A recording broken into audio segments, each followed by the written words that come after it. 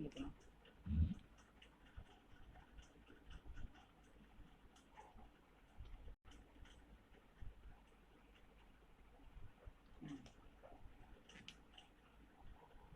Finger touch कर लेना 1 minute के लिए। Yes, start.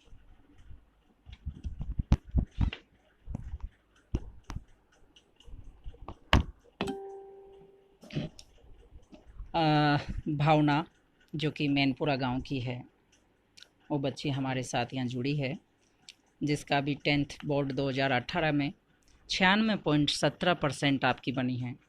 नमस्कार भावना। नमस्ते सर। कैसी हैं आप? अच्छे। अच्छा है, थोड़ा आप जोर से बोलेंगे ना। भावना, आप मैनपुरा गांव से हैं, पापा का नाम बताएंगे सबसे पहले। श्रीमान कमलेश कुमार मीना। कमलेश कुमार मीना। क्या करते हैं पापा बेटा? पापा यूडीसी है। यूडीसी है। अच्छा, आपकी इतनी अच्छी परसेंट बनी है, कैसे बनी? मेहनत कैसे करी इसके लिए? आपने कितना दम लगाया? हमने तो दम लगाया, पर मतलब एक गाइडेंस होता है टीचर्स का, हम्म, वो गाइडेंस बहुत श्रेष्ठ मिला हमको। अच्छा। उसका बहुत योगदान रहा, और फिर गाइडेंस के साथ बच्चों की मेहनत भी होती है। हाँ, गाइडेंस को आप बहुत ज़्यादा प्रमुख मान रही हैं आपकी इस परसेंटेज के लिए, और आपकी मेहनत कितनी प्रमुख है ये भी बताएं। मतलब जितना 20% गाइडेंस तो 80% मेहनत। मेहनत रही, वेरी गुड। कितना पढ़ती थी आप? कितना टाइम निकालती थी पढ़ने के लिए? डेली 5 घंटे। वो 5 घंटे कब आपका रहता था स्कूल के बाहर? कब नाइट में, डे में, मॉर्निंग में, कब रहता था? मतलब मुझे मॉर्निंग का याद रहता है, तो मैं 3 घंटे तो मॉर्निंग में निकालती थी। कब कैसे? से कब, कैसे? मतलब 3 बजे से, कभी 3 बजे उठ के हम्म, पढ़ती थी, हम्म, तो 3 से 7 बजे तक पढ़ती, कभी 6 बजे तक पढ़ती। स्कूल टाइम फिर? फिर स्कूल टाइम रहता था हमारा 7 से और 1 बजे तक का। हम्म। तो आप 3 बजे से उठना, और फिर स्कूल पर जाना, उससे पहले बीच का टाइम भी, जैसे आपका स्नान करने से लेके और कई सारी हम्म, गतिविधियां होती है, उसके लिए सारा 3 बजे से स्कूल का तीन टाइम से सर। हाँ, 3 बजे से 6 बजे तक पढ़ लो, और फिर 6 से 7 में कुछ कर लो, हम्म, करना है जो, और हम्म, फिर 8 बजे तक स्कूल का टाइम हो जाता था। Very good. तो आपके घर वालों में किसका आपका सबसे ज़्यादा मैं आपको सहयोग रहा? स्कूल के बारे में आपने बताया कि टीचर्स का बहुत अच्छा गाइडेंस रहा, घर में किसका रहा? मम्मी का। मम्मी पढ़ी लिखी हैं आपकी? नहीं, फिर क्या सहयोग किया उन्होंने? मतलब हर किसी की थॉट होती है ना, मतलब वो काम नहीं करवाती थी मुझसे कुछ भी। ये बहुत अच्छी बात बताई। भावना ने एक बात बहुत अच्छी रखी, जो कि बच्चियों के ऊपर एक बहुत बड़ा समस्या के तौर पे होती है, क्योंकि लड़के जो होते हैं उन पर काम कम कराया जाता है अक्सर, और ख़ास तौर से माताएं लड़कों के प्रति बहुत ज़्यादा मेहरबान रहती है। बाकी बच्चियां चाहे कितनी वो ऑफिसर बन जाएं, जब भी उसकी माँ या उसका परिवार का कोई दादी वगैरह महिलाएं जो होती है काम बता देती है। इस बच्ची ने जो बताई, एक बहुत अच्छी बात बताई, जो कि एक सामाजिक स्तर पे भी ऐसा माना जाता है कि लड़कियों को घर में काम करना ही पड़ता है, लड़कों को काम करना ज़रूरी नहीं है। ये बात बहुत अच्छे से कहा आपने, भावना रखी। अच्छा भावना बेटा, आपका गांव का जो नाम आपने रोशन किया, कैसा आपको लग रहा है? बहुत अच्छा लग रहा है। अच्छा, गांव में रहती हो या आप यहीं रहती हो सवाई माधोपुर? यहीं पे रहते हैं हम तो। अच्छा जी। भावना, कितने बहन भाई हैं आपके? हम 3 बहन भाई हैं। भाई कितने हैं, बहन कितनी है? मैं अकेली बहन और मेरे 2 भाई हैं। भाई बड़े हैं छोटे हैं आपके? एक बड़ा और एक छोटा है। अच्छा, क्या क्या करते हैं वो दोनों? बड़े वाले ने 12th पास कर लिया, कॉलेज में फर्स्ट ईयर जाएगा, और छोटा वाला इस साल 10th में। सब्जेक्ट क्या है बड़े के? मैथ। मैथ्स। ओके, क्या नाम है उनका? नाम दोनों भाइयों का? बड़े वाले भाई का नाम भूपेंद्र कुमार मीना, और हम्म, छोटे वाले भाई का नाम पुष्पेंद्र कुमार वेरी मीना। गुड। तो आपके पापा ने कभी सोचा होगा ऐसा कि मेरी बेटी इतना बड़ा अच्छा परसेंटेज बना के मेरा नाम रोशन करेगी? सोचा, कभी बताया आपको कि बेटा ऐसे पढ़ना है, इतना नाम रोशन करना? अब पापा को तो मतलब हम पे भरोसा था पहले से, तो उनको कभी कहने की जरूरत तो पड़ी नहीं। हम्म। हम जो बना देते वही अच्छा लगता उनको तो। अच्छा ठीक है। 10th में आपने इतना बनाया, 8th में क्या पोजीशन थी? 8th में हमारी 99 थी। 99 थी? 8th में तो उस साल बोर्ड की थी ना, हाँ, तो तो क्या ए ग्रेड प्लस थी? A plus A grade I plus थी, थी ए हमारी। प्लस ग्रेड थी, वेरी गुड। बड़ी होके क्या बनना चाहती हैं भावना? डॉक्टर। डॉक्टर? डॉक्टर क्यों? कोई और क्योंकि क्यों नहीं? सब कहते हैं डॉक्टर भगवान का दूसरा रूप होता है। अच्छा, तो आपको भगवान बनना है। भगवान तो नहीं, पर उनके जैसा भी नहीं बन सकते हम, तो पर कोशिश कर सकते हैं। Very good. भावना ने डॉक्टर का भगवान का रूप जो कि एक ये अख्तियार करना चाहती है, लाइफ में बनना चाहती हैं। आप सभी दर्शक एक बात को थोड़ा गौर से करें, खास तौर से अगर कोई डॉक्टर इस वीडियो को देखते हैं, इस लाइव को देखते हैं, तो एक बहुत अच्छी बात की जो बच्चा होता है वो ये सोच करके अपना लक्ष्य डिसाइड करता है कि मैं भगवान का रूप बनना चाहती हूँ आगे जाके। लेकिन आजकल डॉक्टर्स बहुत सारी लापरवाही करते हैं मरीजों के प्रति, और बहुत ज़्यादा घरों पर ज़्यादा फीस लेकर के देखने का, और ये बहुत सारी चीज़ें होती है। इसमें फिर आप भी उसी दलदल में जाएंगी या क्या करेंगी? नहीं, हम ऐसा कुछ नहीं करेंगे। नहीं, अभी तो आप बच्चे हो, अभी तो आप बड़ी बड़ी बातें करोगे, लेकिन जब वहां चले जाओगे तब सब करोगे। नहीं, ऐसा कुछ नहीं होगा। क्या आप गारंटी देखोगे तब। है? चलिए ठीक है, आप हमारी शुभकामनाएं, आप डॉक्टर बने बेटा, और डॉक्टर बन के इस देश का, अपने घर परिवार का नाम रोशन तो करें ही करें, सेवा बहुत अच्छी तरह से आप करें, ये हमारी आपसे गुजारिश है। अच्छा, उसके लिए क्या प्लान है, क्या गाइडेंस है, किन्हों ने कहा आपको डॉक्टर बनिए आप, और किनका आपको सहयोग और सलाह मिल रही है? पापा की सलाह है ये तो। हम्म, और फिर 11-12 से यहाँ से ABM से करेंगे, हम्म, और फिर उसके बाद कोटा जाएंगे, 1 साल तैयारी करेंगे। Very good. अच्छा भावना, और पढ़ाई के अलावा क्या क्या रुचि है आपको? पढ़ाई के अलावा और भी बहुत सारे हमारे कंपटीशन होते हैं, उनमें पार्ट ले लेते हैं। अच्छा, जैसे कॉम्पिटिशन्स में बहुत सारे तरह के होते हैं, ड्राइंग, जीके और कई तरह के, तो किस हाँ, में आपका ज़्यादा रहता है? हम इसमें ही लेते हैं ज़्यादातर पार्ट्स तो। जीके में? जीके वाले क्वेश्चन या साइंस से प्रोजेक्ट वगैरह के हम्म, होते हैं। उनमें रहते हैं।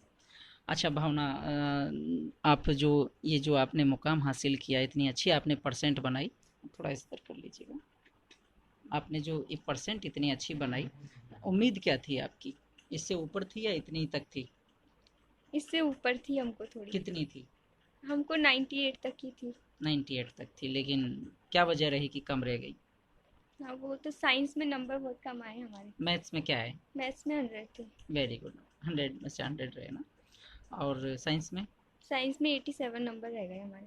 87। एसएसटी में? 100। वेरी गुड, एसएसटी में 100, वाह। और हिंदी में? 99। 99, वेरी गुड। इसके अलावा आपके संस्कृत में? 96। बहुत अच्छा। तो ये सारी जो आपने मेहनत करी, और ये स्कूल में आप पढ़ी, उसके अलावा आपने कहीं कोचिंग वगैरह की? नहीं। कहीं कोचिंग नहीं करी।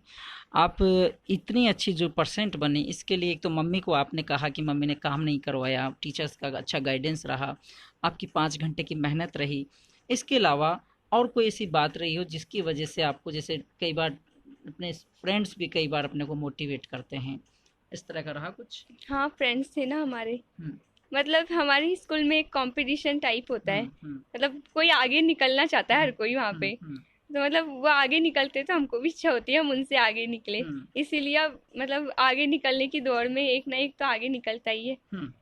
फिर आगे निकलने की दौड़ में कोई ना कोई एक तो आगे निकलता है, और इस कंपटीशन की लड़ाई में ये भी पार्ट करती थी। इसके अलावा जो आपकी हॉबीज़ है, प्रमुख खेल कूद और इन चीज़ों में नहीं है आपका इंटरेस्ट? हाँ, है, थोड़ा बहुत खेल लेते हैं। कभी कोई गेम खेला हो आपने डिस्ट्रिक्ट या स्टेट लेवल पे? नहीं खेला। कोई सा गेम नहीं खेला? और इसके अलावा जो रुचि होती है ना घर में, कि टेलीविज़न देखने में, गाने सुनने में, या और कोई घर परिवार के लोगों के साथ बैठ के बात करने में, इस तरह की क्या रुचि है? हम सब एक साथ मिलके बातें करते हैं। अच्छा, कौन, घर के कौन लोग? सभी। सभी मतलब मम्मी पापा और मम्मी ये सब? पापा, हम भाई। हम्म। डॉक्टर बनना चाहती हैं, इसके लिए आपने तैयारी कर ली कि आप कोटा जाएंगी, अभी हम पढ़ेंगे, और उसके बाद आप डॉक्टर बन करके सबसे जो डॉक्टर का काम होता है इलाज करना, उसके बाहर भी आप क्या करना चाहेंगे, इस देश को क्या देना चाहेंगे? इस देश में क्या आपको ऐसी समस्या लगती है जिस पर आपको अगर कुछ अच्छा करने का मौका मिला तो आप करेंगी? हाँ, हमारे स्कूल के साइड में एक बस्ती है। हम्म, तो हम चाहते हैं हम उन बस्ती वालों के लिए कुछ करें। हम्म, तो मतलब हमारे मतलब फ्रेंड्स ने ग्रुप बना लिया, तो वो हम्म, इस हिसाब से जितनी मतलब बड़े होके जो उनकी पोजीशन होगी ना, हम्म, उस हिसाब से वो भी अपनी मतलब सहायता करेगी उस ग्रुप के अंदर। very और फिर हम उनके लिए कुछ करेंगे बड़े होके। good। आपकी कॉलोनी में एक बस्ती है, सॉरी इनकी स्कूल के पास में बस्ती है, स्कूल का हम आपको बता दें, आदर्श विद्या मंदिर की छात्रा हैं। आदर्श विद्या मंदिर के पास जिस बस्ती के भी एक बच्चा दूसरे एक पेज पर बात कर रहे थे, अब उसी बस्ती की ये बालिका बात कर रही है। कुल मिलाकर के अब बच्चों के अंदर ये जागृति तो आई है, जिस तरह से हम भावना से बात कर रहे हैं कि ऐसे बस्तियों में या कच्चे जो बच्चे गरीब या अभावग्रस्त जो बस्तियां हैं, वहाँ पर बच्चे निश्चित तौर पे इन बच्चों का भी ध्यान ऐसी जगहों पर जाना शुरू हुआ है। तो ये देश के लिए एक बहुत अच्छी बात है, हमारे देश की दिशा के लिए एक बहुत अच्छी बात है कि इस तरह के होनहार बच्चे, इस तरह के ब्रिलियंट बच्चे गरीब बच्चों के प्रति सोच रहे हैं, देख रहे हैं, और इनके मन में इरादे आ रहे हैं, इनके मन में एक सोच आ रहा है। बहुत अच्छा भावना, हमारी शुभकामनाएं आपके साथ रहेगी कि आप एक अच्छा काम करें। एक डॉक्टर के साथ में आप बड़ी होकर के आप बता रही हैं कि मैं इस तरह की बस्ती के लोगों में। अच्छा, पर्यावरण के प्रति आपको क्या क्या इंटरेस्ट है? कभी कोई पेड़ पौधों से आपने प्रेम किया, पेड़ पौधों को पानी दिया, पेड़ पौधे लगाए स्कूल में या घर पे? मतलब हर बर्थडे पे एक पौधा लगाते हैं। आप? हाँ, अरे वाह, पक्का है या ऐसे झूठ बोल रहे हैं? लगाते हैं, हमारी स्कूल में ये वो है परंपरा है। नहीं नहीं, आपका खुद का बताएं, आपने लगाया कभी? हाँ, लगाया है ना। अच्छा, किसकी अभी इस वाले पिछले सीजन में किसका पौधा लगाया? एक मोगरे का पौधा लगाया। अच्छा, अब वो बड़ा हुआ या जल गया? नहीं हुआ ना बड़ा, पर अच्छा अभी पानी की कमी है तो सूख जाते हैं। अच्छा, ठीक है। तो पर्यावरण में आपने अपनी एक भूमिका अदा कर रखी है कि आप एक पौधा लगाती हैं, और आपने अपने बर्थडे पे एक पौधा लगाया और उसके बाद आपने उसको बड़ा भी किया है। हाँ। लेकिन अब वो पानी की वजह से क्या मुरझाया हुआ है? हाँ, अच्छा, तो अब उसको पानी के लिए व्यवस्था बनाइए ना। तो क्या करें हम। पानी के लिए स्कूल में लगा हुआ है पौधा? नहीं, घर घर पे? तो तो पानी पानी होता है तो दे देते हैं उसको पानी। आप लोग भी तो पीते होंगे ना पानी? हाँ, तो उसको भी पिलाते हैं मतलब।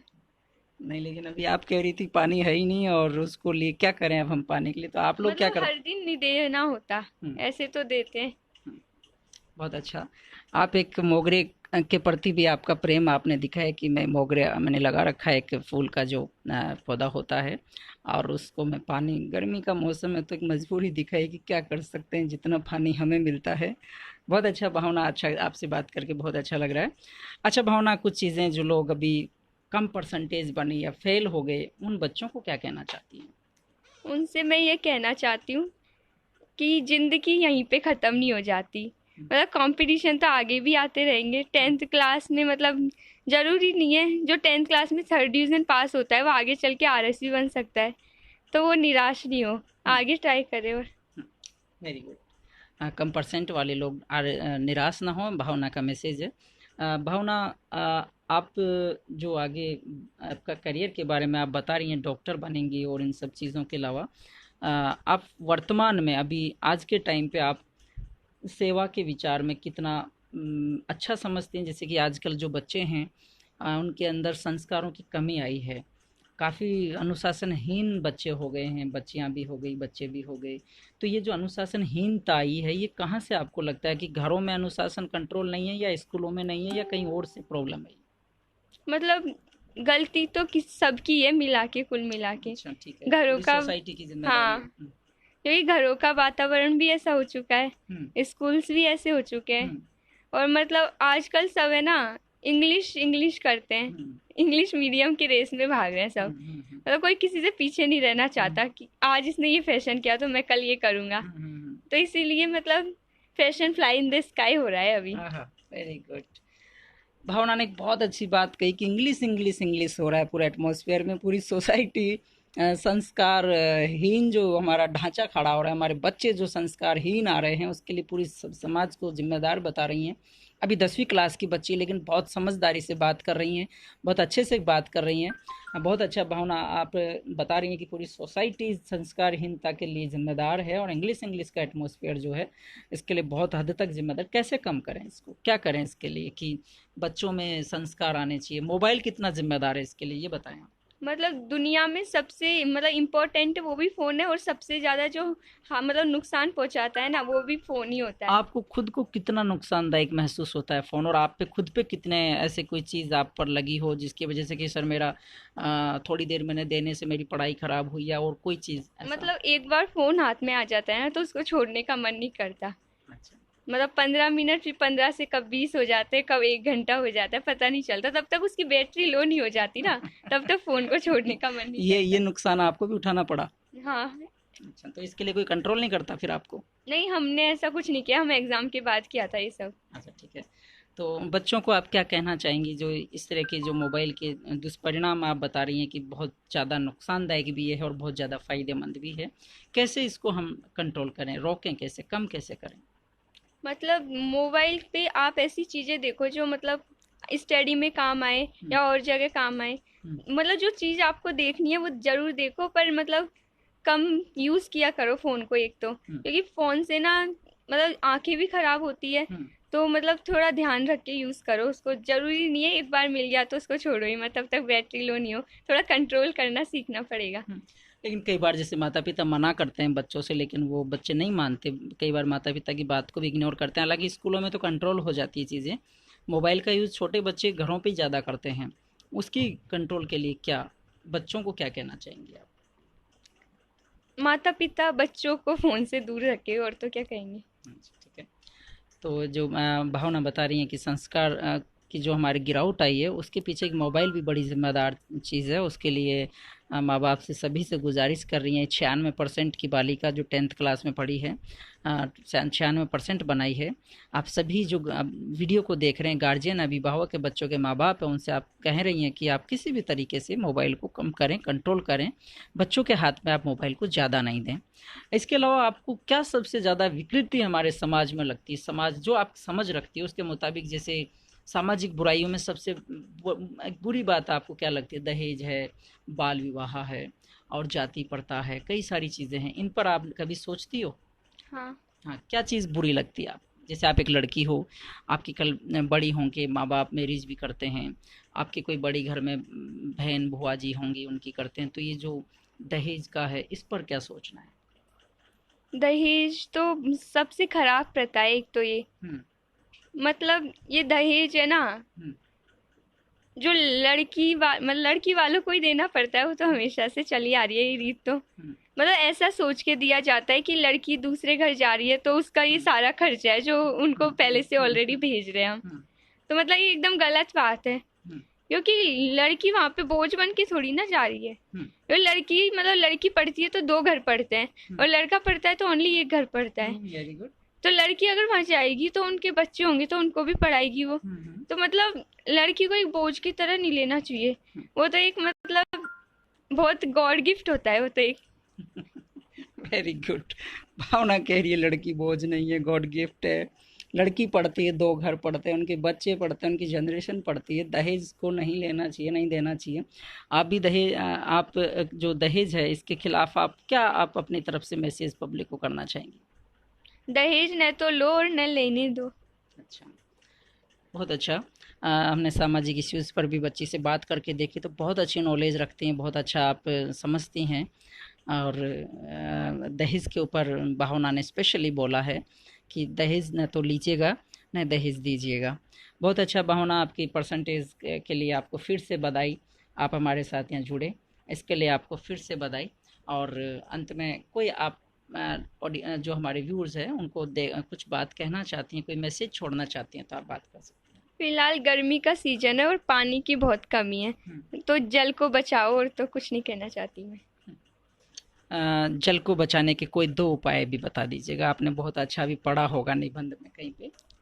जल को एक तो मतलब जल की एक एक बूंद कीमती है। हम्म, तो जैसे आरओ जिनके घर में ना, उनके घर में बहुत वेस्ट वाटर निकलता है उस आरओ के नल से। बहुत ज़्यादा टंकियाँ ही उससे खाली हो जाती है, मतलब साफ पानी से ज़्यादा तो गंदा पानी निकल जाता है। तो वो जो गंदा पानी निकलता है ना, उस पानी को भी किसी काम में यूज़ लेना एक तो, जैसे उनको पौधों में डाल दिया या किसी और चीज़ में, जैसे कूलर वगैरह जो वाटर से चलते हैं आरओ उनमें। आपके भी है? हाँ, हम यही करते हैं, तब से पानी की कमी हुई है ना, तब से आरओ के पानी का तो इतना यूज़ में हो गया, मतलब बहुत ज़्यादा यूज़ आता है, उससे पूरी टंकी खाली हो जाती थी, हमको बाद में पता चला वो रीज़न ही। हम्म, तो एक तो ये आरओ के पानी को बहुत संभाल के यूज़ में ले, हम्म, और जो मतलब बारिश होगी तो उसके पानी को भी ज़्यादा से ज़्यादा सेव करने की कोशिश करे, इकट्ठा करे। हम्म। शुक्रिया भावना, आपने हमारे साथ काफ़ी देर तक बात करी। और सारे जो दर्शक हैं, आपने देखा एक छोटी सी बालिका 10th क्लास की, मैनपुरा गांव जिला मुख्यालय से करीब 11-12 किलोमीटर की दूरी पर आप दौसा रोड पर ये गांव पड़ता है, कस्बा है। जहाँ से आप जहाँ की आप रहने वाली है, पिताजी आपके क्लर्क हैं और आप आदर्श विद्या मंदिर की छात्रा हैं, जहाँ से आपने 10th क्लास में इस वर्ष 96.17% बनाई। ये चर्चा आप लोगों ने देखी। शुक्रिया भावना, थैंक यू। धन्यवाद।